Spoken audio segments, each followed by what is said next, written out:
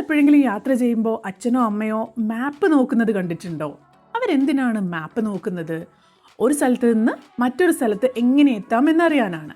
മാപ്പ് നോക്കുന്നത് ശരിയായ ഡയറക്ഷൻസ് തരാൻ വേണ്ടി. ലെഫ്റ്റിലേക്കോ റൈറ്റിലേക്കോ മുന്നോട്ടോ പിന്നോട്ടോ എവിടേക്കാണ് പോകേണ്ടതെന്നൊക്കെ മനസ്സിലാക്കാൻ വേണ്ടി അല്ലേ? ഇപ്പോൾ സ്കൂളിൻ്റെ മാപ്പ് ഒന്ന് ഊഹിച്ചു നോക്കൂ. നിങ്ങളുടെ ക്ലാസ് റൂമിൽ നിന്ന് പ്ലേ ഗ്രൗണ്ടിലേക്ക് പോകണമെന്ന് വിചാരിക്കുക. എങ്ങനെ പോകും? ഏതാണ് ഏറ്റവും ഷോർട്ടസ്റ്റ് റൂട്ട്?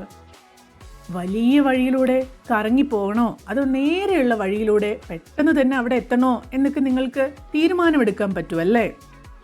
ഈ ചാപ്റ്ററിൽ നിങ്ങൾ സ്കൂളിൻ്റെ മാപ്പിലൊക്കെ ഡിഫറെൻറ്റ് വേസ് കണ്ടുപിടിക്കാൻ വേണ്ടി ശ്രമിക്കുകയാണ്.